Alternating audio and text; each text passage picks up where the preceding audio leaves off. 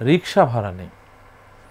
আমি তখন হেঁটে আসছি সেই পল্টন থেকে, পুরান ঢাকার ওদিক থেকে হেঁটে হেঁটে যখন আস্তে আস্তে এই কাকরাইল মোড়ে, যেখানে চশমার অনেক দোকান, এইখানে যখন আসলাম, ক্লান্ত ঘামে ভেজা শরীর, তো হঠাৎ করে আমার জুতার তলাটা, নিচের যে অংশটা, সোলটা খুলে গেল।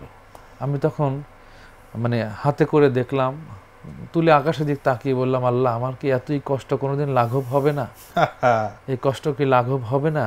আমি যদি এখনো আধুনিক গান বা সিনেমার গানগুলো করি, আমি আল্লাহ নেয়ামতের চ্যালেঞ্জ করতে পারি যে সেই জায়গায় আমি বিজয়ী না, ভালো ভালো করবেন আপনি, আমি বিজয়ী হব। কিন্তু আমি সেটা চাই না মুকুল ভাই, এই জন্য চাই না যে পৃথিবীর সবাই আমাকে একজন বড় শিল্পী হিসেবে দেখলো, কিন্তু আল্লাহর কাছে আমি প্রিয় শিল্পী হতে পারলাম না। সুপ্রিয় দর্শক, আসসালামু আলাইকুম। আপনাদের সবাইকে স্বাগত জানাচ্ছি প্যানভিশন টিভির নিয়মিত আয়োজন আমার পরিবার আমার পৃথিবী অনুষ্ঠানে।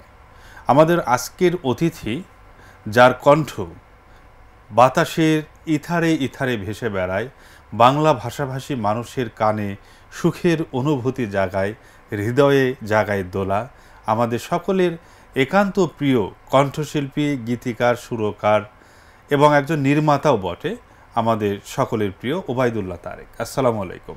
ওয়ালাইকুম আসসালাম ওয়া রাহমাতুল্লাহ। তারেক ভাই, কেমন আছেন? আলহামদুলিল্লাহ, ভালো আছি ভাইয়া। আমার পরিবার আমার পৃথিবী এই অনুষ্ঠানে আপনাকে আমরা স্বাগত জানাচ্ছি। অনেক মোবারকবাদ জানাই আপনাকে, এত সুন্দর একটি অনুষ্ঠানে আমাকে আসবার সুযোগ করে দিয়েছেন। ধন্যবাদ জানাই প্যানভিশনকে, এবং পরিবারের সদস্য হিসেবে আমার ছেলেটা এসেছে, এটা আমার একটি ভালো লাগার বিষয়। দেখতেই পাচ্ছি যে প্রিয় দর্শক, আপনারা দেখছেন যে আমাদের সাথে রয়েছেন কণ্ঠশিল্পী ওবায়দুল্লাহ তারেকের সুযোগ্য পুত্র এই হিসেবে সেও একজন কণ্ঠশিল্পী, খুদে কণ্ঠশিল্পী সাফিন বিন তারেক। আসসালামু আলাইকুম। ওয়ালাইকুম আসসালাম। কেমন আছো তুমি?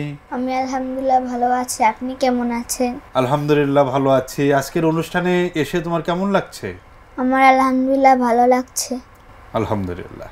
তার আগে তোমার আব্বুর সাথে কথা শুরু করি, তারপরে তোমার সাথে কথা হবে, তোমার গান শুনবো, তোমার গল্প শুনবো। তারেক ভাই, আমাদের এই অনুষ্ঠানটা মূলত আমরা সাংস্কৃতিক ব্যক্তিত্ব যারা, তাদেরকে নিয়ে করে থাকি। আমরা চাই যে দর্শকরা আমাদের সাংস্কৃতিক ব্যক্তিত্বদেরকে দেখে তাদের সন্তানদেরকেও যেন এইরকমভাবে গড়ে তুলতে পারে, এটাই আমাদের প্রয়াস। তো আমি অনুষ্ঠানের একদম শুরুতেই আপনার শৈশবকাল নিয়ে কিছু কথা শুনতে চাই। কেমন ছিল আপনার শৈশবকাল? কীরকম পরিবারে আপনার জন্ম এবং কিভাবে আপনার বেড়ে ওঠা? অনেক ধন্যবাদ মুকুল ভাই, যে আসলে এরকম একটি অনুষ্ঠানে এসে খোলামেলা বলার সুযোগ হয় এটা খুবই কম। কিন্তু সেই জায়গায় মানে এই যে আপনি শুরুতেই যে পয়েন্টটি করে দিলেন যে শৈশবটা কেমন ছিল, আসলে শৈশবটা এত চমৎকার। আমরা যারা গ্রামে, বিশেষ করে আমি তো একদম অজপাড়াগাঁয় থেকে বেড়ে ওঠা এবং মধ্যবিত্ত পরিবারের সন্তান হিসেবে কখনো মাঠ ঘাট এই সবগুলো, নদী নালা, এগুলো চষে বেরিয়েছি। আলহামদুলিল্লাহ, সেই জায়গা থেকে আজকে আল্লাহ সম্মানিত করেছেন আপনাদের দোয়া ভালোবাসায়, যতটুকুন হয়েছে। এই যে কৃতজ্ঞতা, এখন ইট পাথরের এই শহরে বসে থাকি, বেড়ে উঠি, কিন্তু সেই শৈশবটাই বেশি আমাদেরকে অনুপ্রাণিত করে, এবং সেই শৈশবের স্মৃতিগুলো আছে বলেই এখনো পরিচ্ছন্ন হওয়ার সুযোগ পাই বলে মনে হয় আর কি। প্রকৃতির ছোঁয়াটাই এখনো আপনাদেরকে মানে সামনে এগিয়ে যাওয়ার জন্য তাড়িত করে। আলহামদুলিল্লাহ। তো আপনার পড়ালেখাটা শুরু হয়েছিল কোন সময়ে, কোন বয়সে? আমি পড়ালেখা শুরু হয়েছিল, বয়সটি তো তখন ওই যে বেশ ছোট, মানে 5-7 বছরে তখন তো আমি শুরু হয়েছে। এবং আমি আমার গ্রাম পাবনা জেলা, আমার বাড়ি মধুপুর সরকারি প্রাথমিক বিদ্যালয় থেকে আমার, এটা হলো পাবনা সদর থানা। এখন যদিও সেটা ভাগ হয়ে আতাইকুলা থানা, ওটা সদর উপজেলা, বাট একটা আতাইকুলা থানা হয়েছে আর কি। এখান থেকেই বেড়ে ওঠা। আর শৈশবের স্মৃতি যদি বলি, স্কুলের আমার এখন মনে আছে, করিম স্যার হয়তো বা এখনও বেঁচে আছেন।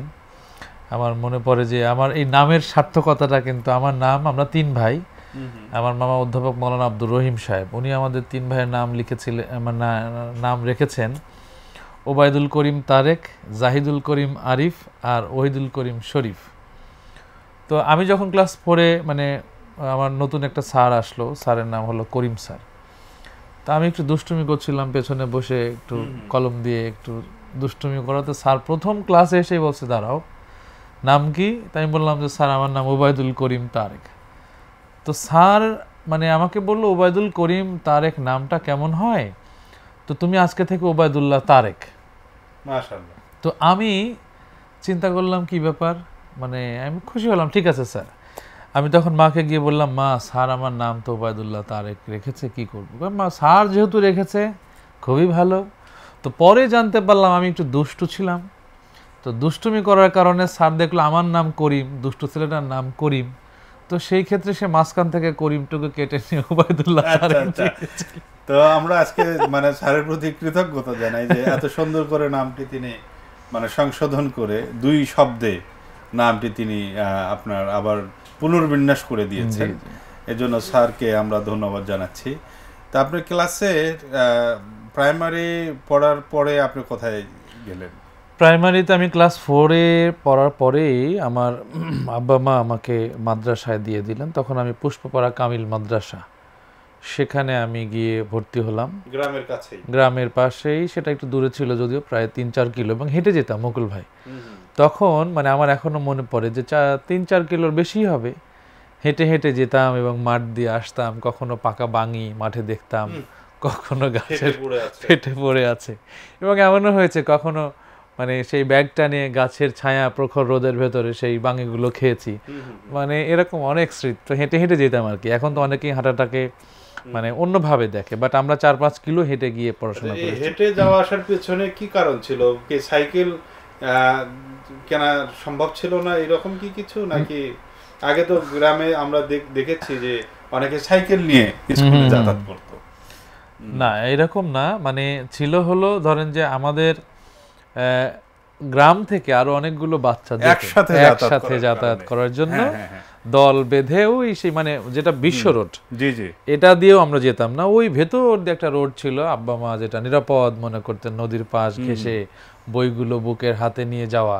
মজার বিষয় হলো আমি অনেক জায়গায় বলি যে মা যখন সরিষার তেল মেখে দিত মাথায়, তখন ওই মানে প্রচুর রোদ হতো, তো রোদের ভেতরে সরিষার তেল এত বেশি করে দিত যে ঘেমে ঘেমে সুন্দর করে চুয়ে চুয়ে পড়তো। কখন এরকম করে করে মুছতে মুছতে যেতাম। এই স্মৃতিগুলো এখনো মানে এটা আসলে গ্রাম বাংলার একই চিত্র তারেক ভাই। যদি আমরা দেখি যে আমাদের শৈশবটাও কিন্তু এরকমই, এবং আমাদের এই অনুষ্ঠানে যারা এসেছেন এর আগে তাদের শৈশবও আমরা দেখি যে গ্রামের শৈশবগুলো প্রায় কাছাকাছি। তো খুব ভালো লাগলো যে আপনারা সেই দল বেঁধে স্কুলে যাওয়া আসা বা মাদ্রাসায়, এটির মধ্যে একটি অন্যরকম আনন্দ, যেটা যারা হয়তো সাইকেল চালিয়ে যায় তারা হয়তো এই আনন্দটা পায় না একসাথে যাওয়া। তা আপনাদের ওই সময় স্কুলে আপনারা যখন পড়েছেন বা মাদ্রাসায় পড়েছেন তখন কি কোনো ইউনিফর্ম ছিল? এখন তো সবগুলো স্কুলে ইউনিফর্ম দেখা যায়। হ্যাঁ, তখন ইউনিফর্ম বলতে আমার ইউনিফর্ম ছিল না। তখন ইউনিফর্ম ছিল না। আমার বাবা আমাকে একটা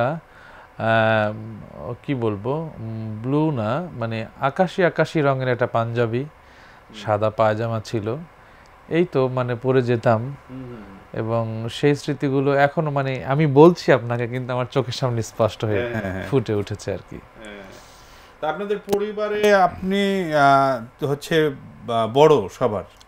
আমরা 5 ভাই বোন, 2 বোন আমার চেয়ে বড়, আর ভাইদের ভিতরে আমি বড়। তো আপনি গান শুরু করেছিলেন কোন বয়সে? ওই যে যখন আমি প্রাইমারি শেষ করে মাদ্রাসায় গেলাম, তখন ওখানে ইসলামিক ফাউন্ডেশন থেকে হয়েছিল, আপনার হলো কম্পিটিশন হয়েছিল। তো সেখানে আমি তো ক্লাস, আমার রোল ছিল মানে 2 ছিল।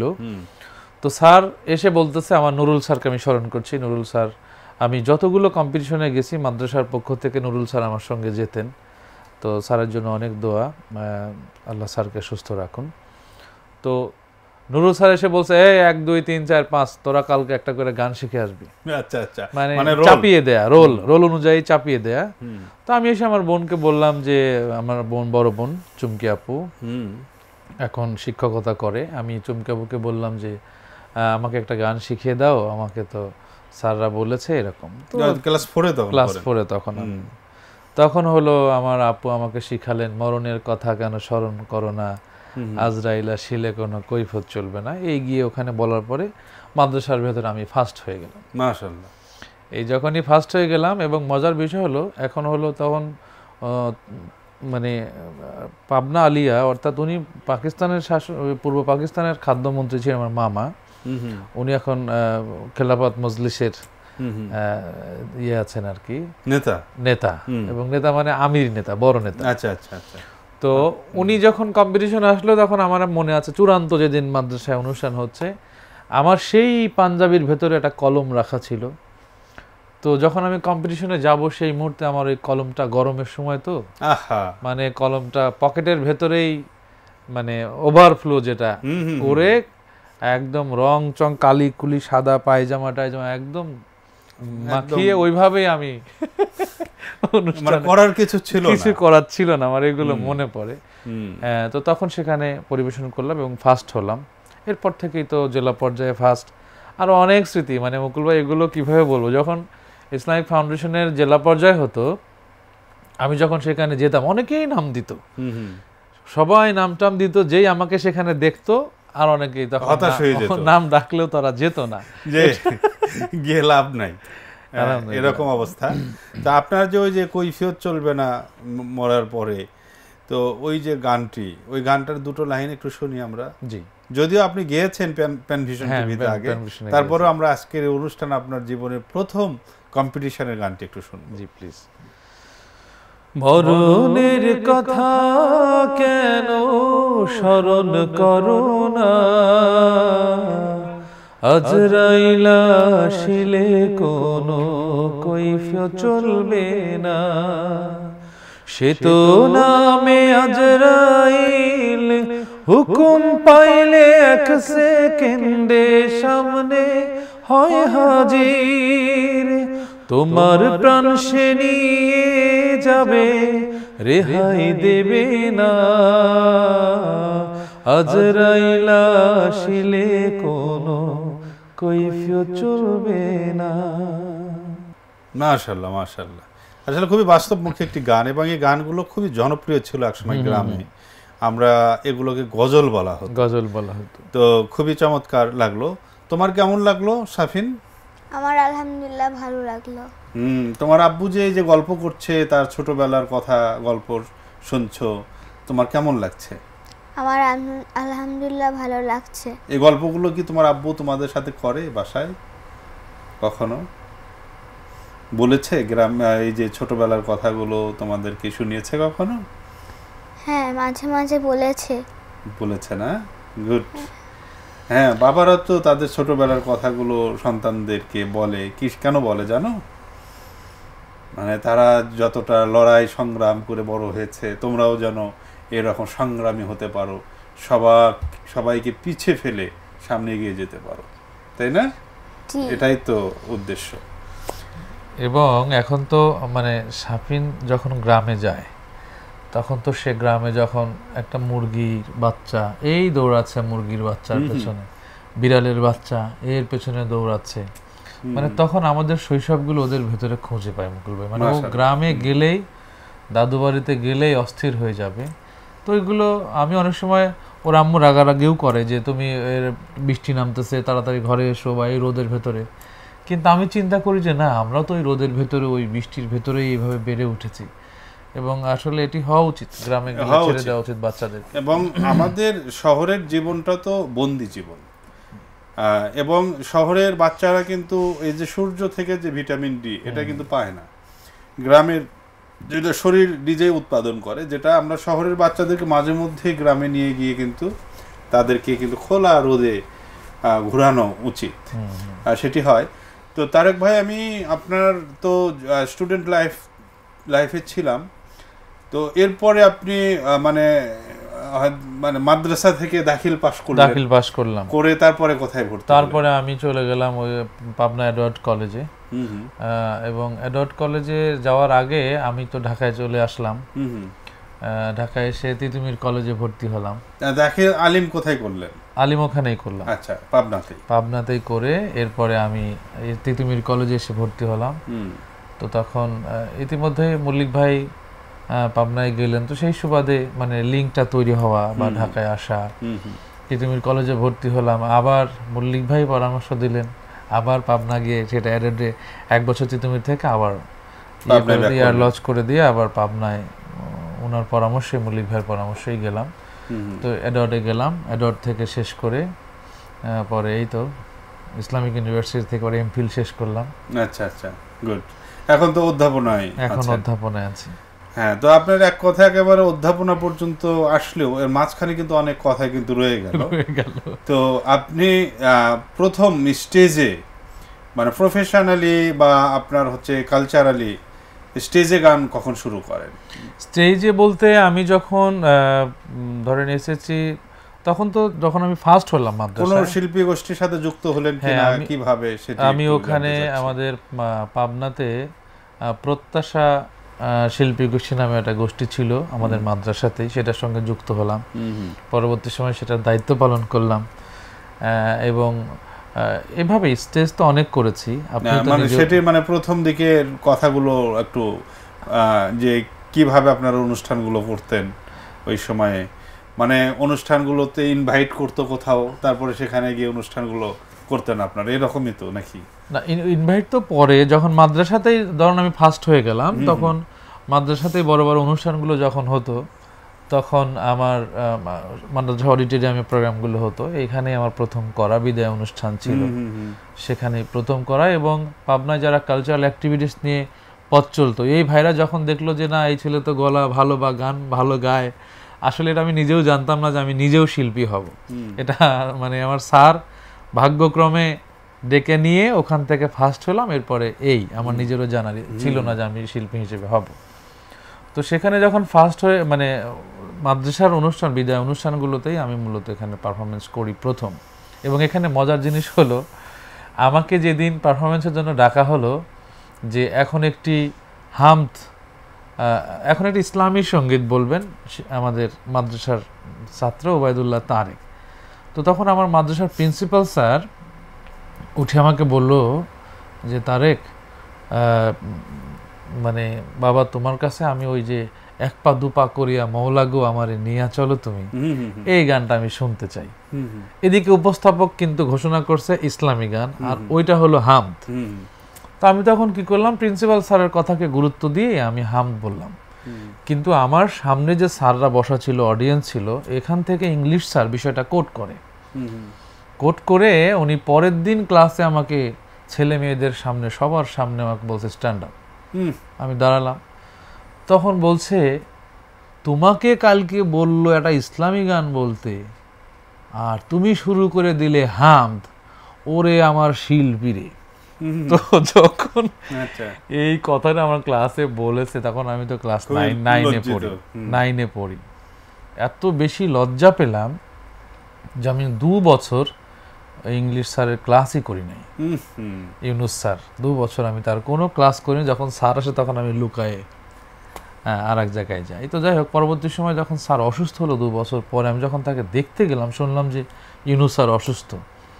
দেখতে যাওয়ার পরে স্যার কেঁদে দিলেন, আমাকে বললেন তোকে আমি ভালোবাসি তাই বলেছিলাম, মানে অধিক ভালোবাসার কারণে একটু মজা করে তোকে স্পেশালি আমি মানে কাছের মানুষ হিসেবে একটু মজা করেছিলাম, তুই এটাকে মানে খারাপভাবে এভাবে নিয়েছিস আর 2টা বছর আমার ক্লাস করিস নি, আমি কষ্ট পেয়েছি। তো তখন আমি বুঝলাম যে আসলে স্যারের ভালোবাসা থেকেই বলে স্যারের এই আর কি। তো এটা আমার জন্য একটু কষ্টের, আমি এটা এখনো ফিল করি। তখন তো ভেতরে একটু অহংকার ছিল, এটা হয় যে সবার মধ্যে আমি গান গাইতে পারি, হ্যাঁ আমি ফার্স্ট হই এবং সবাই আমাকে সম্মান করে, স্যার আমাকে অপমান করলো। তখন তো আমার বয়স ছিল মাত্র 9-এ পড়ি, তো ওই টাইমটা তো বোঝেনি, 17-18 বছর। হ্যাঁ, তো ওই টাইমটার কারণেই এটা ছিল। আলহামদুলিল্লাহ এখন তো এগুলো কাজ করে না। সেই তো এই আর কি।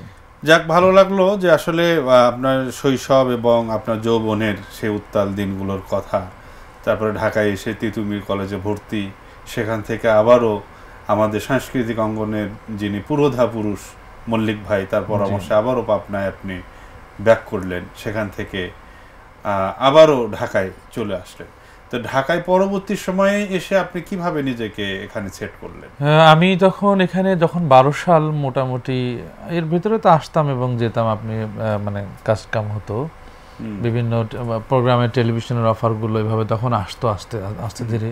এবং ঢাকা থেকে আমার কিছু অ্যালবাম, স্পন্দন থেকে অ্যালবাম বের হলো, বিভিন্ন কোম্পানি থেকে কিছু গানের অ্যালবাম যখন বের হওয়া শুরু হলো তখন টেলিভিশন কেন্দ্রিক হালকা পদচারণা শুরু হলো।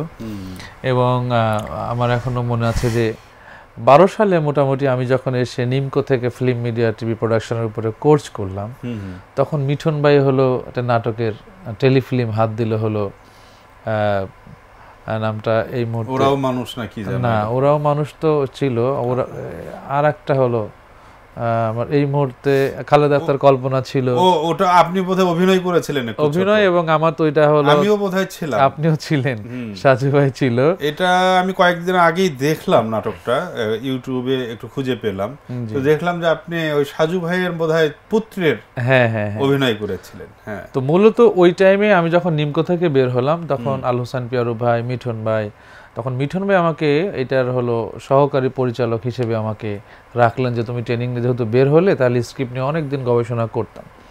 ইতিমধ্যেই দিগন্ত টেলিভিশন তখন আপনাদের রিয়েলিটি শো শুরু হলো, ওখানে ইসলামিক ট্যালেন্ট হান্ট যেটা শুরু হলো, তো সেখানে আবার আমাকে বিচারক হিসেবে অফার করা হলো। তখন আমি মিঠুন ভাইকে বললাম যে আমি নাটকেই থাকবো নাকি, তখন মিঠুন ভাই বললো যে তুমি তো নাটক অনেক পাবে, কিন্তু যেহেতু এটা টেলিভিশনের রিয়েলিটি শো এখানে তুমি তাহলে। তখনও শিল্পী হিসেবে আপনি আপনি নাটকে থাকবেন না, শিল্পী অঙ্গনে থাকবেন, এই নিয়ে দোলাচল ছিল একটু। হ্যাঁ, ছিল, তারপরেও সঙ্গীতে তখন পদচারণাটা বেশি ছিল, নাটকে কম ছিল, কিন্তু মিঠুন ভাই সুযোগ দেওয়াতে আবার ওই সঙ্গীতের অফারটা যখন আসলো তখনই আমি এসে দিগন্তের এইটা হওয়ার পর থেকে আর আলহামদুলিল্লাহ আমাকে আর পেছনে ফিরে তাকাতে হয়নি। তো 2012 সাল, তারপরে তো অনেক দিন অতিক্রান্ত হয়ে গেছে। এখন ওবায়দুল্লাহ তারেক একজন সুপ্রতিষ্ঠিত শিল্পী। ইসলামী গান বললেই যে নামটি সর্বাগ্রে সবার প্রথমে আসে ওবায়দুল্লাহ তারেক। আমার এই গাওয়ার পেছনে ধরেন যে আমার এখনো মনে পড়ে বাবা যখন মাঠে ধরেন কাজ করছে বা আমরা যখন কাজ করছি, যখন আমাদের জমিতে যখন চাষ হতো, অনেক মানুষজন যখন কি বলে পেঁয়াজ লাগানোর সময় যখন হই হুল্লো অনেক মানুষ নেওয়া হতো, যারা দিনমজুর, এদেরকে নিয়ে লাগানো হতো, তো তখন দেখতাম বাবা কিছু গান আমার বাবা পুরাতন কিছু গান গাইতো। এবং মাকে দেখতাম ধরেন যে কিছু অনুষ্ঠান হয়, সুন্নতে কাতনা, বিয়ে বাড়ির অনুষ্ঠানগুলোতে আমি গুনগুন করে দেখতাম মারা আরো কয়েকজন বেশ মিলে গীত টাইপের এগুলো বলতো। তো এই যে সুরের ছোঁয়াটা মোটামুটি জেনেটিক্যালি মনে হয়, আমার কাছে মনে হয় যে আল্লাহ রাব্বুল আলামিন এরকম কিছু রহম করেছেন। এটি হয়েছে তার কারণ আপনার যে কণ্ঠ, এটি আসলে আল্লাহ তাআলার দান, এটা আমরা অবশ্যই বলবো, এবং এটি জেনেটিক্যালি আপনি পেয়েছেন। যেহেতু বাবাও গান গাইতেন, মায়েরও গানের একটু ইতিহাস রয়েছে, এটি খুবই বিষয়। তো এখন আমরা আপনার দ্বিতীয় স্টেজের দিকে যাব আস্তে আস্তে। তার আগে আমরা একটু আমাদের শাফিন বিন তারেক, তুমি এখন কোন ক্লাসে পড়ছো? আমি এখন ক্লাস 1-এ পড়ছি। কোন স্কুলে পড়ছো? আমি নূরে মুহাম্মদিয়া সাল্লাল্লাহু আলাইহি ওয়াসাল্লাম আলেম হাফিজা মাদ্রাসায় পড়ছি। মাশাআল্লাহ। আমি এখানে আমার মতোই কিন্তু হয়েছে মুকুল ভাই, সেটা হলো যে আমি ওকে প্রথমে ব্রাইট ফর ল্যাবরেটরি স্কুলে দিয়েছিলাম।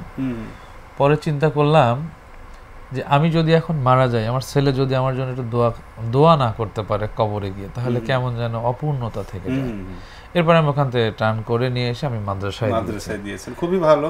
আসলে শিশুদের যে বেসিক শিক্ষাটা হওয়া উচিত মাদ্রাসা, এবং সেটি অবশ্যই কোরআনকে বেস করে, সেটি আপনি করেছেন। এটি খুবই সুখের একটি কথা। এবং আমরা শাফিনের সাথে এর আগেও কথা বলেছি, সে খুবই স্মার্ট একজন বয় এবং সে খুবই সুন্দর গানও গায়।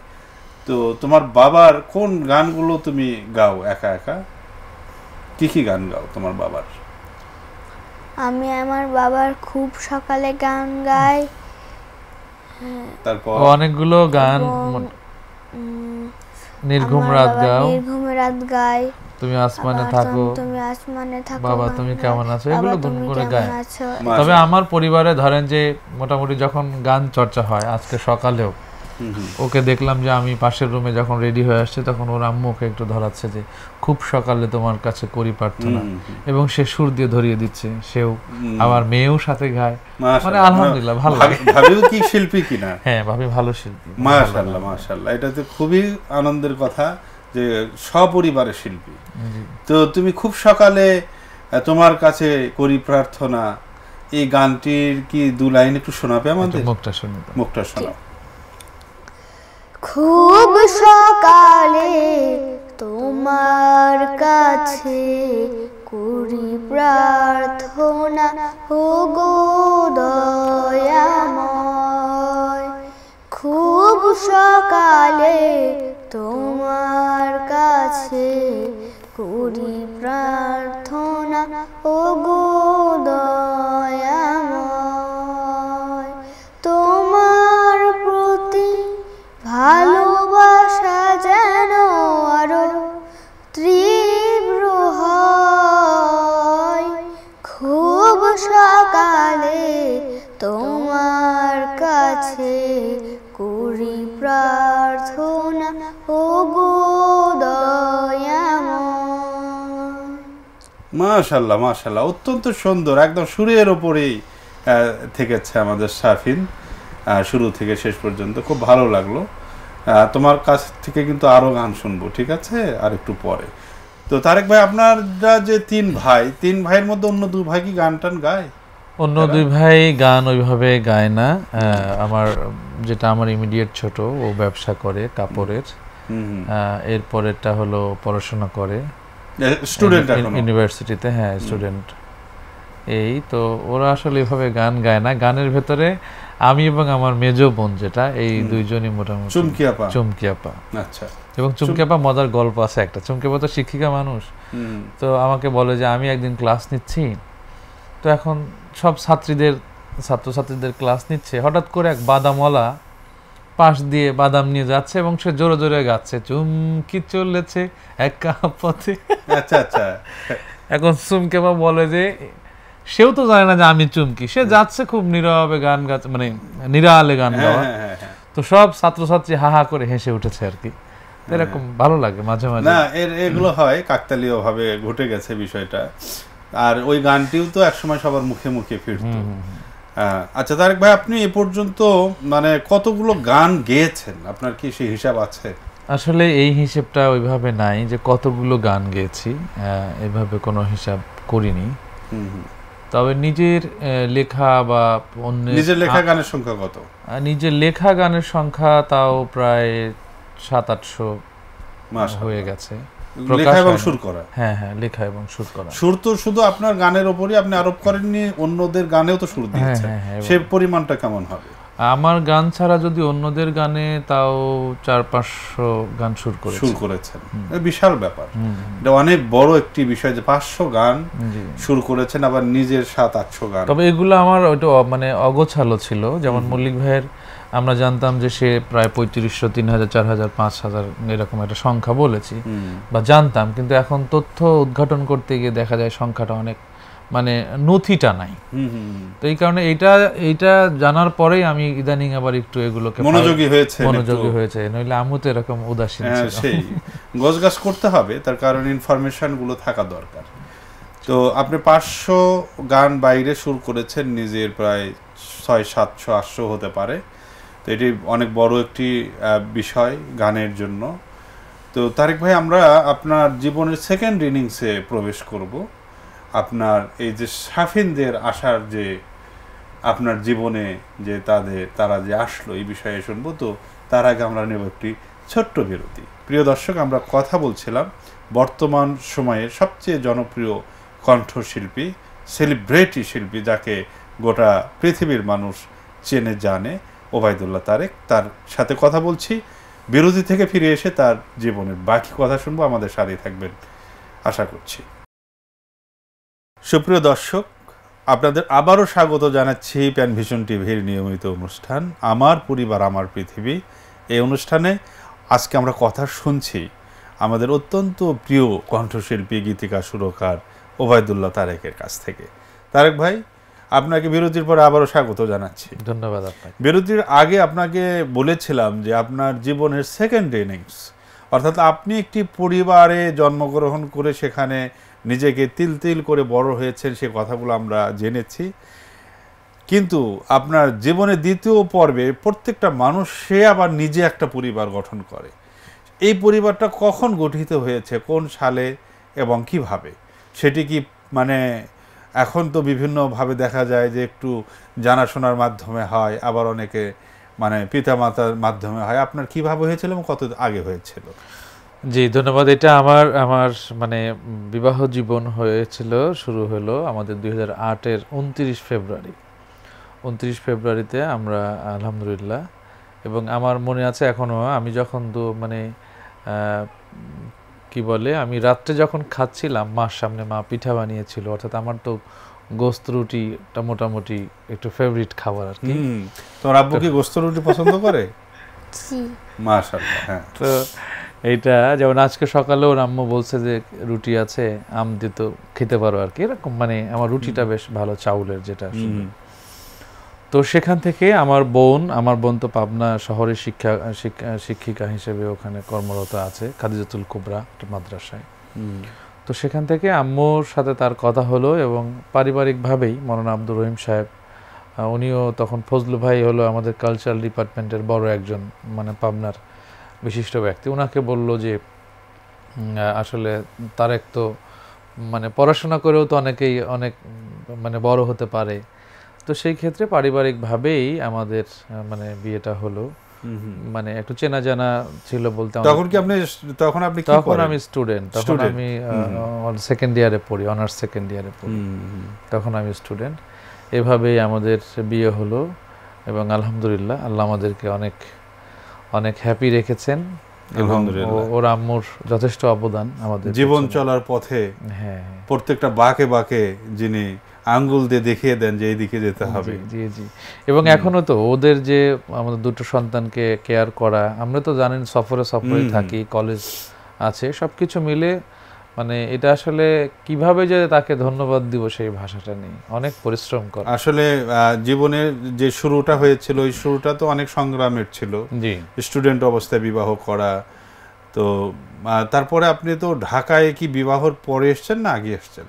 আমি তো ঢাকায় এসেছি বিবাহর আগে, এসে আবার ব্যাক করেছি, এরপরে আবার বিবাহর পরে আবার এসেছি। তো ঢাকায় আপনি মানে ফ্যামিলি নিয়ে কবে এসেছেন?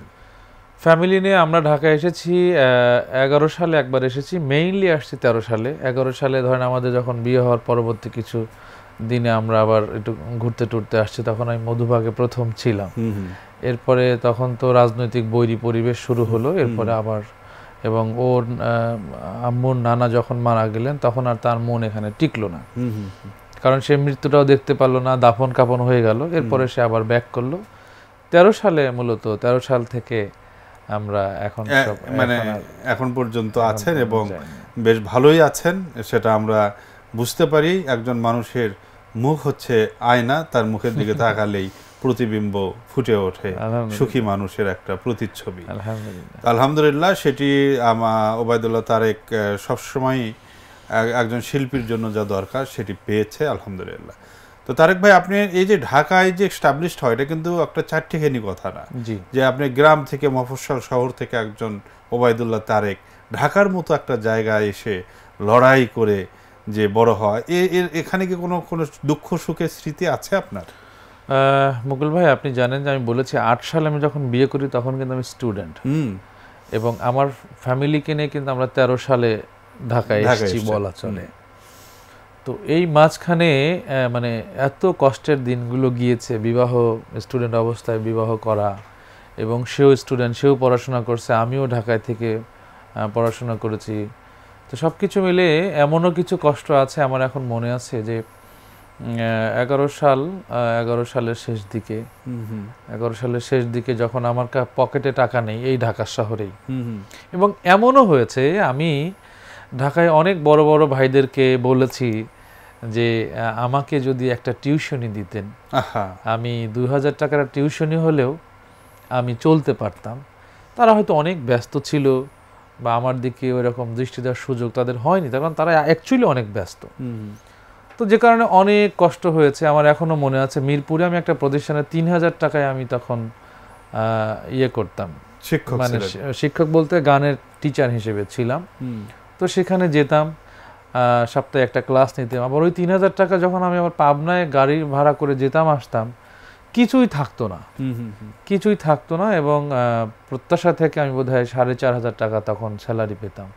মানে এইগুলো দিয়ে যে চলাটা কত কষ্টের।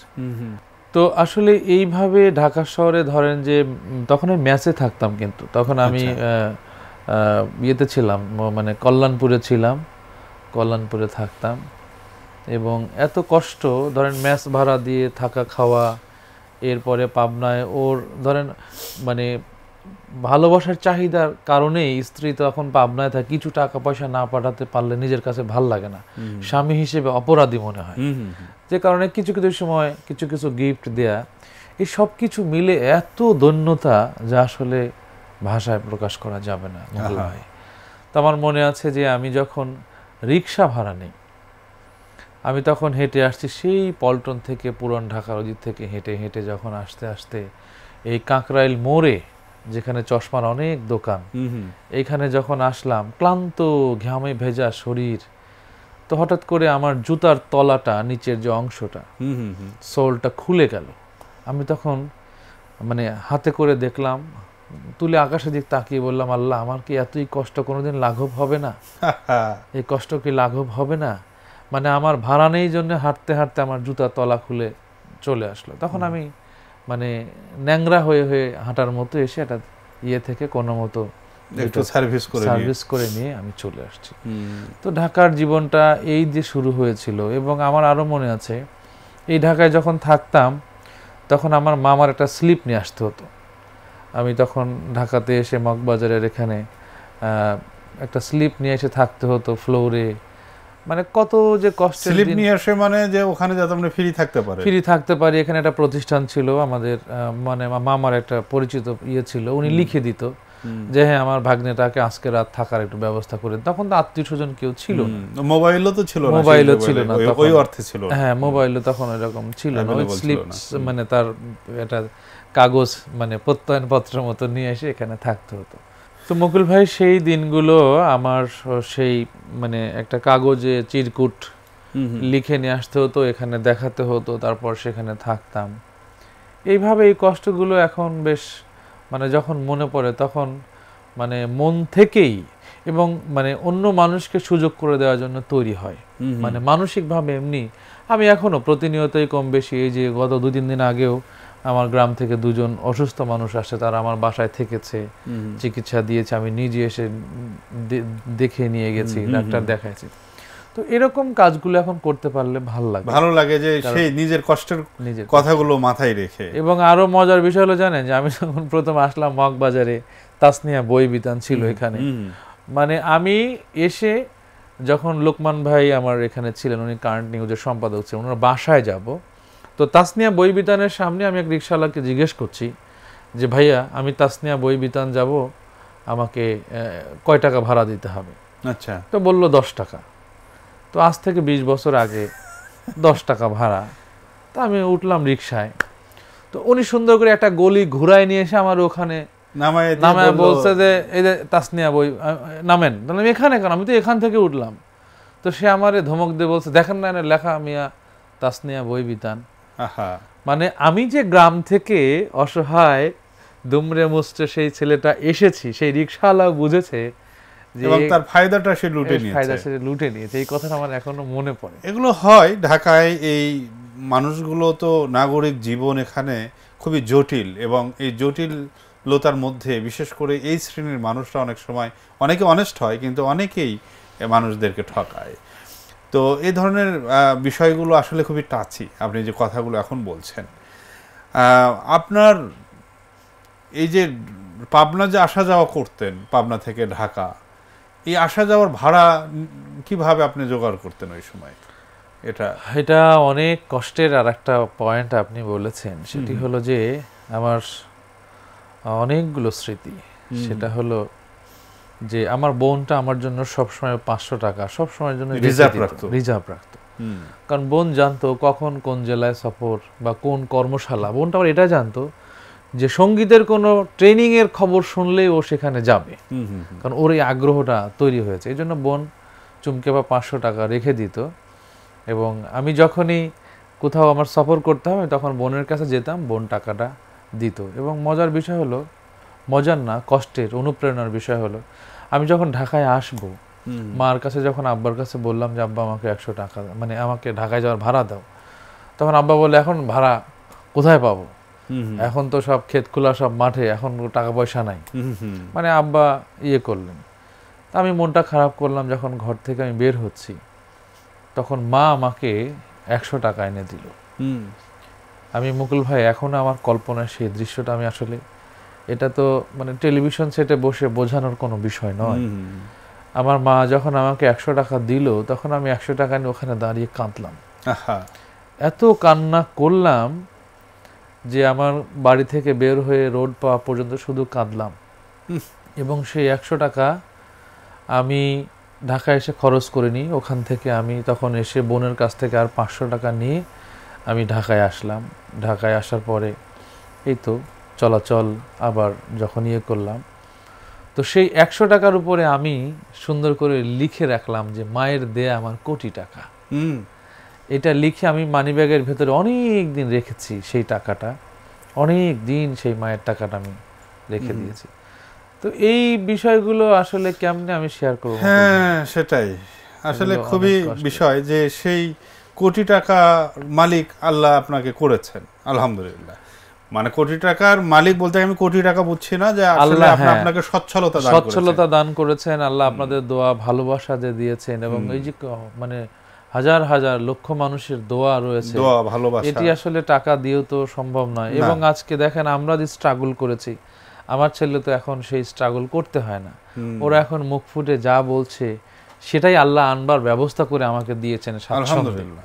এবং এটি হাজার শুকরিয়া আল্লাহর দরবারে। সেটাই তো খুব মানে কিছু টাচি কথা যা দর্শকরা জানতো না, যে একজন শিল্পী, যে শিল্পীর জন্য লক্ষ লক্ষ মানুষ অপেক্ষা করে গান শোনার জন্য, সেই শিল্পীদের মধ্যেও যে এই রকম দুঃখের আগ্নেয়গিরি, সুপ্ত আগ্নেয়গিরি রয়েছে, যা আজকের এই অনুষ্ঠান সে অগ্নুৎপাত করেছে। অসাধারণ এই অনুভূতিগুলো দর্শকদেরকেও টাচ করবে আমরা আশা করছি। তবে আমার বলার এখানে একটু ইয়ে আছে, সেটি হলো যে কষ্ট করেছি এটি আসলে লাইভে মানে এই এক্সপ্রেশন দিয়ে বোঝানো সম্ভব নয়। তবে শুধু যারা দেখছেন এই অনুষ্ঠানটি, আমি তাদেরকে বলবো, অনুপ্রেরণার জন্য বলবো, বা আপনার লক্ষ্যকে স্থির করবার জন্য বলবো, যে প্রত্যেকটা মানুষের, এটা আমার রিসার্চ করা, আমার কাছে মনে হয়েছে যে যার যত ত্যাগ তার তত সফলতার প্রাপ্তি। এই জন্য ত্যাগের উপরেই মানুষের সফলতাগুলো গাঁথা হয়। যে জিনিসটা আমরা সহজে পেয়ে যাব সেই জিনিসটা সহজেই ফুরিয়ে যায়। অসাধারণ কথা বলেছেন তারেক ভাই। এটি নিশ্চয়ই আমাদের দর্শকরা এই কথাগুলো থেকে অনুপ্রেরণা লাভ করবে। এখন আমরা কিছু অন্য বিষয়ে যাই। আপনার জীবনের এই অভিজ্ঞতাগুলো তো আমাদের হৃদয়ে দাগ কেটে থাকলো। এখন আপনাকে বলবো যে আপনি মূলত একজন ইসলামী মূল্যবোধ ভিত্তিক সঙ্গীতের শিল্পী, কিন্তু আপনি সব ধরনের সঙ্গীতেরই অভিজ্ঞতা আপনার রয়েছে। তা আপনার এত সুন্দর কণ্ঠ, এবং আমি নিজেও সাক্ষী, আমাকে বিভিন্ন জেলার ডিসিরা পর্যন্ত ফোন করেছে, যেহেতু প্যান ভিশনে আপনি একটি অনুষ্ঠান করেন, সুরের আহ্বান। এই অনুষ্ঠানটা ব্যাপক জনপ্রিয় অনুষ্ঠান আপনার উপস্থাপনায়। আমাকে এক ডিসি অফিস থেকে ফোন দেওয়া হয়েছে যে এই শিল্পীকে, ওই টিভির স্ক্রোলের নাম্বার ছিল আমাকে বলেছে যে এই শিল্পীকে আমরা এখানে আনতে চাই। কোথায় থেকে জানো, এখন মনে পড়ছে না, ঝালকাঠি বা অন্য কোথাও। তাহলে একজন বাইরে, তারা হয়তো এইভাবে চর্চা করে না, কিন্তু আপনার গান শোনার জন্য তারা কিন্তু ফোন করেছে, হয়তো বা সেখানে আপনি গিয়েছেন। তো আপনি ইসলামী সঙ্গীতটাকে বেছে নিলেন কেন? সঙ্গীতের একটা ওয়াইড স্পেস বাইরে পড়ে আছে, এখানে আসার পেছনে কারণ কি আপনার? মুকুল ভাই ভালো একটা কথা বলেছেন। কারণ হলো যে আমি তো সিনেমাতেও প্লেব্যাক করেছি, সুটকো আহমেদের সিনেমা থেকে শুরু করে বড় বড় 4-5টা সিনেমাতে, যেমন মানিক চাঁদ বাংলাদেশি, মানুষ কেন মানুষ হয়, অনেকগুলো সিনেমাতে আমি প্লেব্যাক করেছি। এবং মিজু আহমেদ সর্বশেষ যে সিনেমাটি করতে গিয়ে মারা গেলেন, ওই সিনেমাতে আমার প্লেব্যাক ছিল স্বার্থের দুনিয়ায় কেউ কারো আপন নয়, তবুও মানুষ বাঁচে মনেরই আশায়, আলাউদ্দিন সাহেবের সিনেমাটি। এবং লেজার ভিশন আমার মিউজিক অ্যালবাম করেছে, সঙ্গীতা করেছে। আমি নিজেও কিন্তু ফিল্ম মিডিয়ার উপরে সরাসরি মন্ত্রণালয় থেকে ট্রেনিং নিয়েছি, কিন্তু আমি হিসেব কষে দেখেছি যে এগুলো একটা সময় আমাকে মানে ওই পথে ডাইভার্ট হওয়ার জন্য অনেকে আমাকে সাহস জুগিয়েছে। সাহস বলতে তোমার যে গলা, তুমি তো এই করতে পারো সেই করতে পারো, এরকম করে আমাকে মোটামুটি মেন্টালিটিটা চেঞ্জ তারা চেষ্টা করেছে। এবং আমিও সেই আলোকে কিন্তু কিছুটা পথ চলে গিয়েছি। যাওয়ার পরে যখন আমি হোঁচট খেয়েছি, যখন কাছের মানুষ, ধরেন যে আমাদের অনেকেই মারা গেলেন, তখন আমি চিন্তা করলাম না, আমি তো ভুল পথে পা বাড়িয়েছি। তো সেই জায়গা থেকে পুরোপুরি আমি এখনো কিন্তু আমি চ্যালেঞ্জ করতে পারি আপনার এই অনুষ্ঠানের মধ্য দিয়ে, আমি যদি এখনো আধুনিক গান বা সিনেমার গানগুলো করি, আমি আল্লাহ নেয়ামতের চ্যালেঞ্জ করতে পারি যে সেই জায়গায় আমি বিজয়ী না, ভালো করবেন আপনি, আমি বিজয়ী হব। কিন্তু আমি সেটা চাই না মুকুল ভাই, এই জন্য চাই না যে পৃথিবীর সবাই আমাকে একজন বড় শিল্পী হিসেবে দেখলো, কিন্তু আল্লাহর কাছে আমি প্রিয় শিল্পী হতে পারলাম না। এই সেন্সের জায়গা থেকে পৃথিবীর সবাই আমাকে খারাপ শিল্পী দেখুক, ঘৃণা করুক, আমার একটা সুর যদি আল্লাহর দরবারে কবুল হয়ে থাকে, আমার ওই কারণেই আমার এখন ব্যাকুলতা। আমাকে কে ভালোবাসলো, কে ঘৃণা করলো, এটা দেখার দরকার নেই। আমি গানের ভেতরে একদম আল্লাহর সঙ্গে একাত্মতা হবার চেষ্টা করি সুর দিয়ে। হাজার গানের মাঝে একটি গানও যদি আল্লাহর কাছে প্রিয় হয়, সেই তো সফলতা। তো সেই সফলতার পথে রয়েছেন আলহামদুলিল্লাহ। এই কারণে আমি প্রশ্নটি করেছিলাম যে আপনার মতো একজন মানে এত সুন্দর কণ্ঠের অধিকারী মানুষ, যেটি আপনি নিজেও বলেছেন যে বিভিন্ন প্লেব্যাকে অংশগ্রহণ করেছেন, কিন্তু ফিরে এসছেন কেবলমাত্র আল্লাহর সন্তুষ্টির এই জায়গায়, আলহামদুলিল্লাহ। তারপরেও একটু মানে একটি গানের কথা বোধহয় আপনি একটু ইঙ্গিতে বললেন, ওই যে মিজু আহমেদ কোন গানটা বোধহয় একটু ফোক, মিজু আহমেদ যিনি মারা গেলেন, ফোক টাইপের গান, একটু শুনিয়ে দেই, একটু শুনান একটু।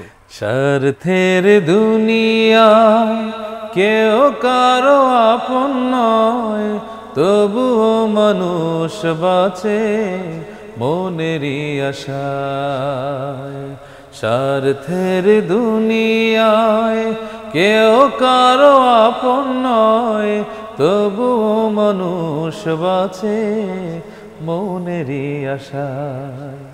এটি আমার রেকর্ড হয়েছে শ্রুতিতে, আচ্ছা, অর্থাৎ শিল্পী আগুন ওনাদের যে স্টুডিও, খানা তার স্টুডিও শ্রুতিতে। এবং সাইদ ভাই, উনি তো মারা গেলেন, 47 বছর ধরে যিনি এগুলো মিক্স করেছেন। ওখানে অনেকগুলো গান হয়েছে এবং আল হোসেন পিয়ারু ভাইও ছিলেন, আমার এখন মনে আছে এগুলো।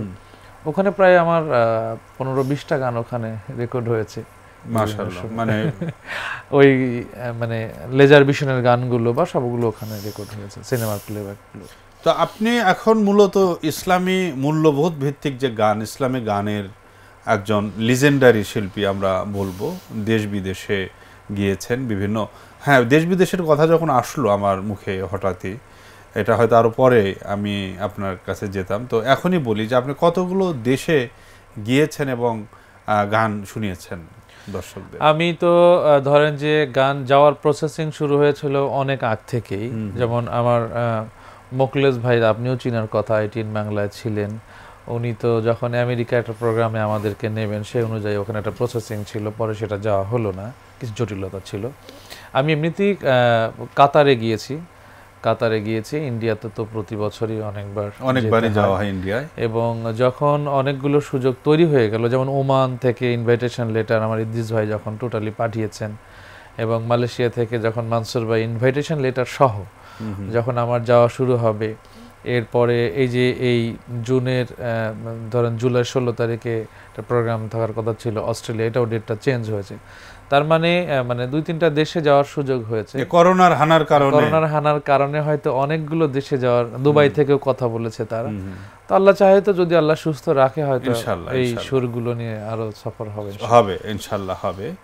আমরা আশা করছি যে সেটি হবে এবং হওয়াটাই স্বাভাবিক। আপনি যখন সুরের আহ্বানে উপস্থাপনা করেন, তখন দেশ বিদেশ থেকে কিন্তু তারা কিন্তু বিভিন্নভাবে আপনাকে মানে ইনভাইটই করেন, আমি যেটি জানি।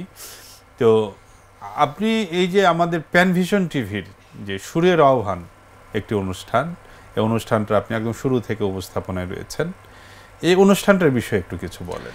অনুষ্ঠানের ব্যাপারে আসলে অনুষ্ঠানটি আমাকে ধন্য করেছে। আমি আপনারা মানে প্যানভিশনকে আমি ধন্যবাদ জানাবো যে এই সুন্দরটা সুযোগ আমাকে তৈরি করে দিয়েছেন। এবং আমি গত কয়েকদিন আগেও ভাবছি যে আল্লাহ যেন আমাকে সুস্থ রাখেন, যে একটা অনুষ্ঠান, এক যুগ উপস্থাপক বা 2 যুগ উপস্থাপক যতদিনই বাঁচি, আল্লাহ একটা রেকর্ড মানে একটা হিস্ট্রি থাকে যে হ্যাঁ, হানিফ সংকেত যেরকম একটা অনুষ্ঠানের জন্য তিনি একটি দৃষ্টান্ত হয়ে থাকে। তো প্যানভিশন বা আল্লাহর রহমত যদি থাকে, আল্লাহ যদি সুস্থ রাখেন, তো এরকম আমার কাছে এই কৃতজ্ঞতা আমার সারা জীবনের জন্য থাকবে যে আসলে সুরের আহ্বান একটি বিশ্বময় বাংলা ভাষাভাষী মানুষের একটি হৃদয় স্থান করে নেয়া। আল্লাহ যেন প্যানভিশনকে, অনুষ্ঠানকে মানে সুস্থ সংস্কৃতির জন্য সকল প্রকার ষড়যন্ত্র, বাধা, বিপত্তি, সংকট মোকাবেলা করেই যেন আল্লাহ এই প্রতিষ্ঠানটাকে টিকিয়ে রাখেন। আমিন। আপনার এই অনুভূতি আমাদেরকেও প্রেরণা যোগাবে, আমরা যারা প্যানভিশনে কাজ করি সব সময়। এটি ভালো লাগলো আপনার কথাটা এভাবে আপনি বলেছেন যে আপনি এই অনুষ্ঠানের সাথে আজীবন জড়িত থাকতে চান, এটি আমাদেরকে আশান্বিত করেছে। তো তারেক ভাই, আমাদের এই সময়ে সাংস্কৃতিক অঙ্গনে বিশেষ করে যে ইতিবাচক মূল্যবোধ বা ইতিবাচক ধারার মূল সংকটটা কি আপনার কাছে মনে হয়, যে এখানে সংকটগুলো কি? আসলে মানে আমি আশার দিকটা পরে শুনবো, আগে সংকটটা একটু, সমস্যাটা আগে শুনি। আমার কাছে মনে হয় যে আমাদের জেনারেশনকে আসলে উদ্যোগী হতে হবে। 1-2 হলো তাকে লক্ষ্য স্থির করতে হবে যে আমি এত দূর যেতে চাই, আমার গন্তব্য এই, আমি এভাবে যাবই। যেমন আপনি যদি এখন বগুড়ায় যান বা যদি পাবনায় যেতে চান, তাহলে ধরেন যে সেখানে আমি যদি একটা রাস্তা বন্ধ থাকে, একটা ওয়ে বন্ধ থাকে, আমি কিন্তু আর একটা পথ খুঁজে নেব, নদী পথ না হলে বিমান পথ, রেল পথ, বাস পথ, অনেক পথ যদি আমি টার্গেট নিই। তো আমার মনে হয় যে সংকট হচ্ছে যে যারা এই সংস্কৃতিকে ভালোবাসছে শুদ্ধতার জন্য, তাদেরকে টার্গেট নিতে হবে যে আমি অমুক জায়গায় পৌঁছতে চাই, সেই আলোকে কাজ নিতে হবে। এবং যাদের সামর্থ্যবান আছে, বড় বড় প্রতিষ্ঠান বা অনেকেই অর্গানাইজেশন যারা করেন, যারা অভ্যস্ত, কিছু ইনস্টিটিউট হওয়া দরকার যার আলোকে মানে এই কাজগুলোকে স্থায়িত্ব পাবে। প্রতিষ্ঠান না থাকলে তো আসলে সেখানে ইনস্টিটিউশনালি এগিয়ে যেতে হবে। এটি একটি বিষয়, যেমন বাংলাদেশ শিল্পকলা একাডেমি রয়েছে, এইরকম মানে ইতিবাচক ধারায় এই ধরনের প্রতিষ্ঠান হওয়া দরকার। এবং এটি সরকারি উদ্যোগেও এই ইসলামিক বিষয়টা, যেহেতু অধিকাংশ মানুষই এখানে ইসলামী মূল্যবোধে বিশ্বাসী, তাদের বিষয়ে পাশে দাঁড়ানো দরকার। তো আপনার এই কথার মধ্য দিয়ে আমরা আশান্বিত হলাম যে আসলে আগামী দিনে এই ধরনের প্রাতিষ্ঠানিক রূপের মাধ্যমে আমাদের সংস্কৃতি, ধরেন আমি যদি আমার স্ট্রাগল করা কথাগুলো বলেছি, এখন আমার ছেলেটাও যদি ইসলামী সংস্কৃতিকে ভালোবেসে স্ট্রাগলটা করে, তাহলে কি আপনার আমার জন্য ব্যর্থতা নয়? ব্যর্থতা, কিছু দায়ভার তো থেকেই যায়। সুতরাং ওরা তো ইসলামী সংস্কৃতিকে ভালোবেসে যেন সুন্দরভাবে আরো এগিয়ে যেতে পারে, ওদের রাস্তাটা যেন সহজ হয়, সেই কাজটা আমাদের করে যেতে হবে, নইলে তো ওরা আগ্রহ হারিয়ে ফেলবে। তো আমরা অনুষ্ঠানের আর বেশি সময় আপনাদেরকে কষ্ট দেব না। আপনার পুত্র এত ভদ্র একজন ছেলে যে এই বয়সে সে এত সুন্দরভাবে এখানে বসে রয়েছে। তোমার বাবা যখন টেলিভিশনে গান গায় তুমি দেখো, বা বিদেশে যখন যায়, বা বড় স্টেজে হাজার হাজার মানুষের সামনে যখন গান গায়, এইগুলো তো এখন ইউটিউবে দেখা যায়, তাই না? দেখো না তুমি? জি দেখি। তোমার কাছে কেমন লাগে তখন? আমার আলহামদুলিল্লাহ ভালো লাগে, খুবই ভালো লাগে না যে আমার বাবা এত বড় বড় জায়গায় গান গাচ্ছে, আমিও যদি আমার বাবার মতো হতে পারি, আমি তো অনেক ভালো হবে। হ্যাঁ, মানে তুমিও, তোমার মধ্যেও এরকম আশা জাগে যে আমার বাবার মতো আমিও হতে চাই, এরকম গান গাইবা। তো তার জন্য তো গান শিখতে হবে। তোমাকে গান কে শেখায়? আমার বাবা শেখায়, মা শেখায়। তোমার বাবা এবং মার মধ্যে কে ভালো শিল্পী বলে মনে হয় তোমার কাছে? দুজনে ভালো শিল্পী মনে হয়। দুজনে ভালো শিল্পী না? এই যে তোমার বাবা এখানে, তোমার আব্বু তোমাকে আদর করছে, তুমি তোমার আব্বুকে আদর করছো, ভালো মানে চমৎকার একটি বিষয়। তোমার বাবা মার মধ্যে তোমাকে কি বেশি ভালোবাসে বলে মনে হয় তোমার কাছে? আমাকে দুইজনই বেশি ভালোবাসে। দুইজনই বেশি ভালোবাসে? একটু কম বেশি নাই? একটু মনে হয় বাবা মনে হয় একটু বেশি ভালোবাসে, তাই না? না না না, দুজনই একদম সমান সমান। দুইজনই সমান? হ্যাঁ, একটুও কম বেশি আমার নাই। মনে হয় যে তোমার মা তোমাকে একটু বেশি ভালোবাসে, এই যে খাওয়ায় দেয় তোমাকে, কি সুন্দর করে পড়ায়, গান শেখায়, তাই না? একটু বেশি না মা মনে হয়? একটু বেশি, তাই না? না, আসলে দুজনই সমান। হ্যাঁ। ও চুপ করে আছে, আমার চাপা চাপিতেও কিন্তু সে রাজি হচ্ছে না। হ্যাঁ, না, দুজনই মজার সমান। বিষয় হলো দেখেন, হ্যাঁ, আমি হ্যাঁ। যখন ও আমার সঙ্গে থাকে, কখনো কখনো একটু হয়তো বাইরে বের হয়ে সাথে যখন থাকে, হয়তো ছোট আমার হাতে একটা ব্যাগ থাকে হুম, বা একটা ওদের খাবার কিনে নিয়েছি, আমি তখন দেখি আব্বু আমার হাতে দাও, আমার হাতে দাও। ও বেশ নিজে নিয়ে, আমি বলি শাফিন দাঁড়া বাবা বাবা, আমি এটা নিচ্ছি, কিন্তু ও দেখি যে না, দৌড়ায়। মানে আলহামদুলিল্লাহ। এগুলো ভালো লাগে এবং ও একটা মানবিক, যথেষ্ট মানবিক। আল্লাহ যেন ওকে মানবিক হিসেবে কবুল করে। না, ওর তো অবয়ব যেটা চেহারা, এর মধ্যেও এক ধরনের সিম্পলিসিটি, সরলতা এবং এক ধরনের মানে মানবিক একটা চেহারা তার মধ্যে বিরাজ করছে। আলহামদুলিল্লাহ, আল্লাহ তাআলা তাকে ওর জন্য আরো দোয়া সবাই করবেন, কেন ওর মানে সদ্য রেজাল্ট বের হয়েছে, ও 1-এ, তো সেখানেও সবগুলো সাবজেক্টও 50-এ 50 করে পেয়েছে। আলহামদুলিল্লাহ, ওর মেধা সেন্স গুলো ভালো। আলহামদুলিল্লাহ। এটা যেন ধারাবাহিকতা যেন আল্লাহ রক্ষা করা তৌফিক দান করে। আচ্ছা শাফিন, তুমি এখন আমাদেরকে কি শোনাবে বলো? কোন গানটা শোনাবে? একটু শোনাও অল্প করে। আমি শোনাবো এখন গল্প পুলিশ গান।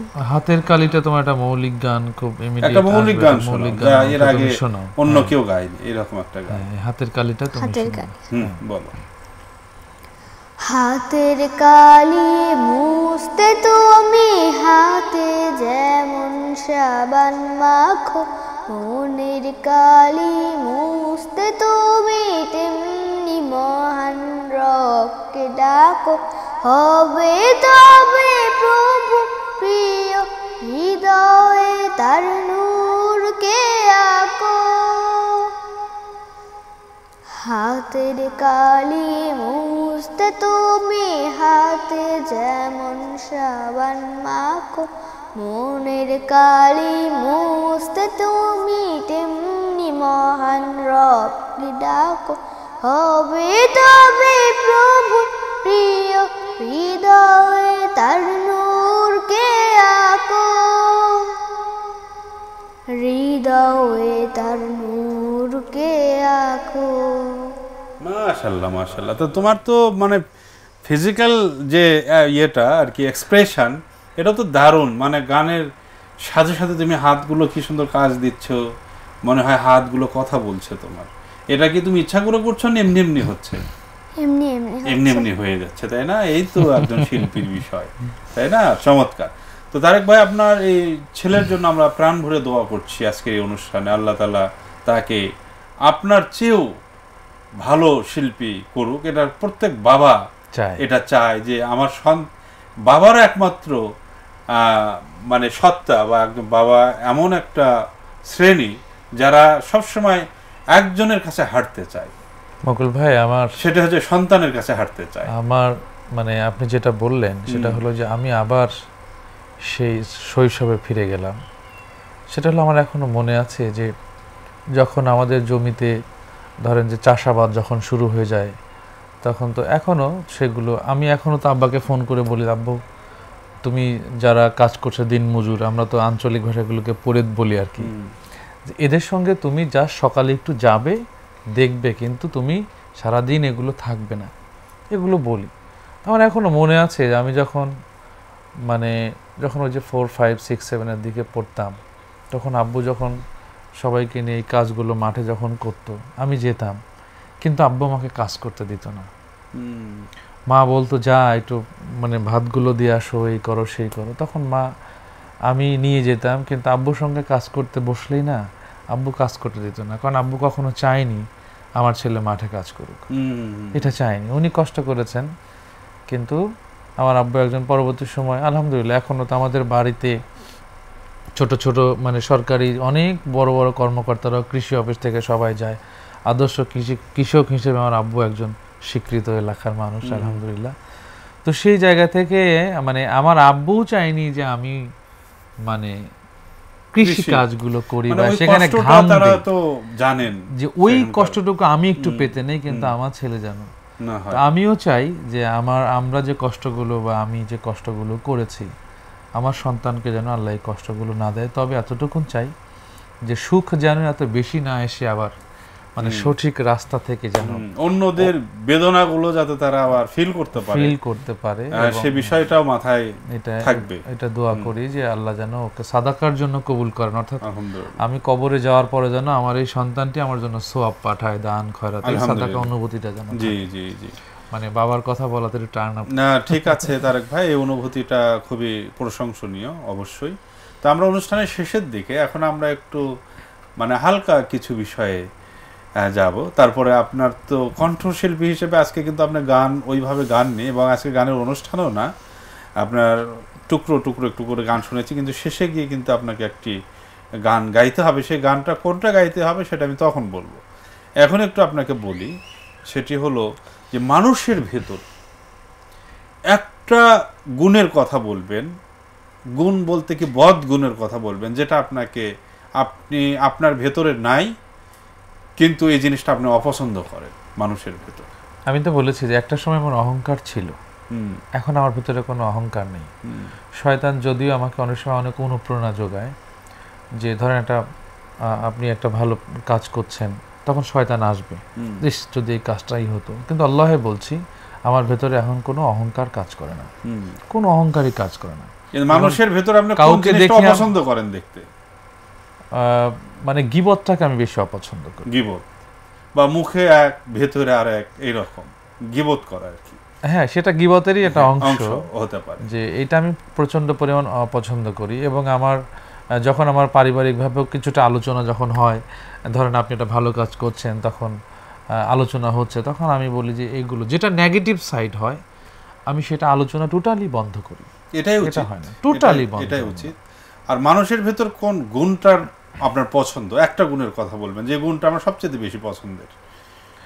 আমার মানুষের গুণের ভেতরে বেশি পছন্দ হলো, ধরেন যে আমি একজন মানুষকে আমি ঠিক মানে বলতেই পারি যে, যেমন আমি দেখেছি যে আমার ফজলু ভাই, আমি তাকে স্মরণ করছি আজকের অনুষ্ঠানে, যে এটি হলো বড় গুণ, যে নামাজের সময় সে ধরেন কোনো নামাজকেই সে ছেড়ে দেয় না। আমরা কিন্তু অনেক সময় দেখা গেল তাড়াহুড়ার কারণে সুন্নতটাও ছেড়ে দিচ্ছি, কিন্তু সেই লোকটাকে আমি দেখেছি যে সে ধীরস্থিরভাবে প্রত্যেকটা নামাজ, ফরজ, নফল, সুন্নত, নফল পর্যন্ত সে আদায় করে। এই গুণটা আমার ভালো লাগে, যেটা আমার ভেতরেও এই দুর্বলতা রয়েছে। এটি আমার কাছে ভালো লাগে।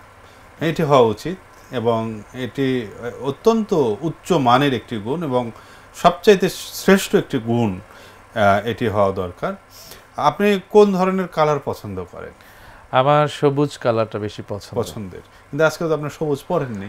আমি সবুজ পরিনি। সবুজ বলতে আমার প্রাকৃতিক কালারটা, যেটা প্রকৃতির সঙ্গে নেচারটা আমার খুব বেশি কালারটা আপনার পছন্দ করি। খাবারের মধ্যে কোন খাবার পছন্দ? খাবারের ভেতরে আমার রুটি আর হলো গোশত খুব বেশি পছন্দ। ভাবির হাতের কোন রান্নাটা আপনি সবচেয়ে বেশি? আলহামদুলিল্লাহ, একজন নারীর জন্য নেয়ামত হচ্ছে তার রান্না। তো সেই জায়গা থেকে আমার ওয়াইফের প্রত্যেকটা রান্নাই আমি তৃপ্তি সহকারে খাই এবং সুন্দর, আলহামদুলিল্লাহ। এবং শুধু এটা আমি প্রশংসা করছি এখানে তা না, আমার বাসায় যে সকল মেহমান আসে অনেক সময় তারাও বলে যে পেট পুরে খেলাম। তাহলে তো দাওয়াত নিতে হবে। দাওয়াত আপনাকে দিলাম অবশ্যই, অনুষ্ঠানের মধ্য দিয়ে দাওয়াত দেওয়া হলো নাকি? ইনশাআল্লাহ। জি। কে শাফিন, তোমাদের বাসায় আমার দাওয়াত? জি। উফ, গুড বয়। আর ভাবির মধ্যে আপনার কোন গুণটা আপনার কাছে ভালো লাগে? ওর মানে কি বলবো, আমার প্রতি তার এত বেশি ভালোবাসা, কেয়ারিংটা এত বেশি, এবং সেটা পরিচ্ছন্ন নারী। আমি তার জন্য 2 রাকাত নফল নামাজও পড়ে দিয়েছি আল্লাহর দরবারে শুকরিয়া আদায় করে। আলহামদুলিল্লাহ, আলহামদুলিল্লাহ। তারেক ভাই, এই মুহূর্তে আপনাকে যদি রাষ্ট্রের ক্ষমতা দেওয়া হয়, আপনি একজন সাংস্কৃতিক ব্যক্তিত্ব, তাহলে আপনি কোন বিষয়টাকে বেশি প্রায়োরিটি দিবেন? আমি প্রায়োরিটি দেব শিক্ষা এবং নৈতিকতা, এই দুটো বিষয় আমি খুবই গুরুত্ব দেব। এবং সংস্কৃতির ব্যাপারে তো অবশ্যই আমি যেটা আগেও বলেছি যে একটি জাতিকে তো ধ্বংস করবার জন্য 3টা জিনিস, তার সাংস্কৃতিক আগ্রাসন, অর্থনীতি এবং শিক্ষানীতি। তো সেই ক্ষেত্রে আমি এই 3টা বিষয়কেই গুরুত্ব দেব আর কি। তো আশা করি এবং দোয়া করি যে আপনি এই ধরনের নেতৃত্বে আসেন। তো তারেক ভাই, আমরা আজকের অনুষ্ঠান অত্যন্ত এনজয় করেছি। আপনার কথাগুলো ছিল খুবই খোলামেলা, প্রাণবন্ত এবং উদারভাবে আপনি কথা বলেছেন দর্শকদের সামনে। তো আপনি মূলত একজন শিল্পী, এখন আমি আপনাকে বলেছিলাম যে কোন গানটি গাবেন সেটি আমি বলে দেব, কিন্তু আপনার মুখ দিয়ে বলতে হবে। সেটি হলো যে আপনার সবচেয়ে পছন্দের গান কোনটি, সেটি এখন আপনি গাবেন। আসলে মানে বাবা হিসেবে যেরকম সন্তানকে বাবা সব আলাদাভাবে দেখার সুযোগ নেই, শিল্পী হিসেবে আমার কাছে প্রত্যেকটা গানই আমার কাছে ভালো, এবং আমি মানে সবগুলো গানই আমার কাছে ভালো। তবে আমি শাপিনকে নিয়ে যখন প্রথম গান করেছি, যদি মুমিন হতে চাও, এই গান নিয়ে আমাকে অনেকেই বলেছে, তারেক ভাই ও ছোট মানুষ, ওকে কেন আপনি বড়দের এত কঠিন গান শিখালেন? তখন আমি তাদেরকে অ্যান্সার দিয়েছিলাম, শাফিন হয়তো একটা সময় আল্লাহ যদি কবুল করে ওকে, ও হয়তো অনেক বড় শিল্পী হবে, কিন্তু মানুষ ওকে জিজ্ঞেস করবে তোমার জীবনের প্রথম গান কোনটা, যেটা আমাকেও জিজ্ঞেস করে। এই কারণে আমি ওকে শিখিয়ে দিয়েছি, যদি মুমিন হতে চাও তবে আল্লাহকে ভালোবাসো, যদি জান্নাত কিনে নিতে চাও তবে দিনের পথে এসো। ওর মুখ থেকে যেন এই বাণীটা বের হয়, যে কারণে আমি এই গানটা ওকে শিখিয়েছি। গানটা কি কোরাস গাওয়া সম্ভব? হ্যাঁ, এটা কোরাসি আমরা গেয়েছি, আজকে কোরাসি গাবো। এবং আমার উস্তাদ তাফাজুল হোসেন খানও আমাকে পরামর্শটা দিয়েছেন যে শাফিনের গলা অনেক ভালো। ইতিমধ্যেও বিভিন্ন বাইরের কান্ট্রিগুলো কিছু লাইভ প্রোগ্রাম মানসুর ভাইয়ের লাইভেও করেছে, সেখানে অনেক প্রশংসা কুড়িয়েছে। তবে উস্তাদের পরামর্শ হলো, খুব বেশি ছোট মানুষ, বেশি প্রেশার দিও না, আস্তে আস্তে গ্র্যাজুয়ালি ওকে নিয়ে আসো। আমি সেই কাজটাই করছি। তো আজকের এই অনুষ্ঠানে আমার পুত্র সহযোগে আমার উত্তরাধিকারী, আল্লাহ যেন ওকে কবুল করেন সংস্কৃতি, সুস্থ সংস্কৃতির জন্য। ওর সাথে করেই আমি আমার একটা পছন্দের গান গাওয়ার চেষ্টা করেছি। যদি মুমিন হতে চাও তবে আল্লাহকে ভালোবাসো, যদি মুমিন হতে চাও তবে আল্লাহকে ভালোবাসো, যদি জান্নাত কিনে নিতে চাও তবে দিনের পথে এসো, আল্লাহকে ভালোবাসো, দিনের দাওয়াতে এসো।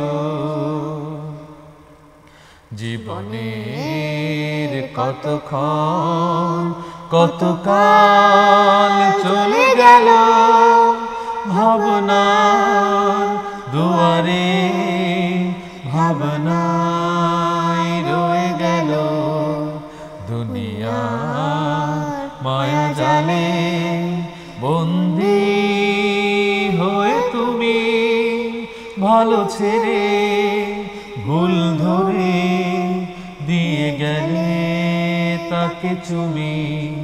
তওবা করে যদি এসো ফিরে সব মাফ, আল্লাহর প্রেমে ডুবে খুশিতে মেতে রও, যদি মুমিন হতে চাও তবে আল্লাহকে ভালোবাসো, যদি জান্নাত কিনে নিতে চাও তবে দিনের পথে এসো,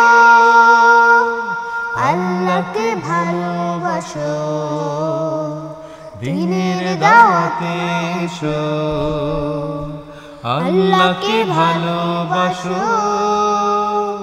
দিনের দাওয়াতে এসো। পাপগুলো চোখের জলে মুছে ফেলো, গভীর রাতে প্রভুর সাথে ধ্যানে মেলো। তারেক ভাই, আমরা চমৎকার গানটি শুনলাম। আসলে এটি একটি মৌলিক গান এবং এটি সবার জীবনেই, এই গানটি প্রথম গান এবং শেষ গান, এবং যেভাবেই বলি না কেন এই গানটি সবসময় তার হৃদয়ের মধ্যে লালন করা উচিত বলে আমি ব্যক্তিগতভাবে মনে করছি শিল্পীদের।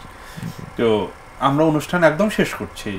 আজকের অনুষ্ঠান আসলে শেষ করতে ইচ্ছা করছে না, কিন্তু সময়ের তো একটা নিয়ম আছে, সেই নিয়মের প্রেমে আমরা বাঁধা, যে কারণে আজকে আমাদের অনুষ্ঠান শেষ করতে হচ্ছে। দর্শকদের উদ্দেশ্যে আপনার যদি কিছু বলার, তাদের কাছে কিছু চাওয়ার, কিছু পাওয়ার থাকে, সে স্বাধীনতা আপনাকে দিচ্ছি। হ্যাঁ, দর্শক যারা আপনারা এতক্ষণ অনুষ্ঠান দেখলেন, আমার জন্য দোয়া করবেন, আমার সন্তানের জন্য দোয়া করবেন। পৃথিবীতে কেউ আমরা স্থায়ী নই, সবাইকেই চলে যেতে হবে। তো কর্মগুলো যেন পরিচ্ছন্ন হয় এবং পরিচ্ছন্ন কর্মের মধ্য দিয়ে যেন আল্লাহর কাছে আমরা উত্তম প্রতিদান পাই, সেই দোয়াটা করবেন। আর যদি কারো কাছে কোনো কষ্ট আচরণগত বিভিন্নভাবেই কখনো পরিলক্ষিত হয়ে থাকে, ক্ষমা হচ্ছে মহৎ গুণ, ক্ষমা সুন্দর দৃষ্টিতে দেখবেন আমাদের সবাইকে। আর মুকুল ভাইয়ের জন্য দোয়া করবেন। আমি যতদূর তাকে জানি এবং চিনি, সেও পরিচ্ছন্নতার সাথে দীর্ঘদিন ধরে আল্লাহর সন্তুষ্টির জন্য এই সংস্কৃতিকে আগলে রেখেছেন। এবং যারা এই অনুষ্ঠানের সঙ্গে এর পেছনের কারিগর যারা, প্যানভিশনকেও যারা ভালোবাসা দিয়ে যাচ্ছেন, সবার জন্যই দোয়া চাই। এটাই আপনাদের কাছে আমার চাওয়া। অনেক ধন্যবাদ তারেক ভাই। প্রিয় দর্শক, আমরা এতক্ষণ পর্যন্ত অত্যন্ত চমৎকার কিছু কথা মালা উপভোগ করলাম, জীবনের কথা, হৃদয় থেকে উদ্গারিত কিছু বাণী যা আমাদের হৃদয়কে নাড়া দিয়েছে, আমাদেরকে স্পর্শ করেছে, আমাদের মর্ম। ওবায়দুল্লাহ তারেকের এই কথাগুলো আমরা অনেক দিন পর্যন্ত মনে রাখব, আমাদের দর্শকরা মনে রাখবেন। আমরা শিল্পী ওবায়দুল্লাহ তারেক এবং তার সন্তানের জন্য দোয়া করছি, তারা আল্লাহ তাআলার সর্বোচ্চ যে মাকাম, মৃত্যুর পরে জান্নাত এবং পৃথিবীতে যেন সর্বোচ্চ সফলতা অর্জন করতে পারেন, এই কামনা করে আজকের অনুষ্ঠান এখানেই শেষ করছি। আপনাদের সবাইকে অসংখ্য ধন্যবাদ আমাদের সাথে থাকার জন্য। আল্লাহ তাআলা আপনাদের সবাইকে ভালো রাখুন। আসসালামু আলাইকুম ওয়া রাহমাতুল্লাহ।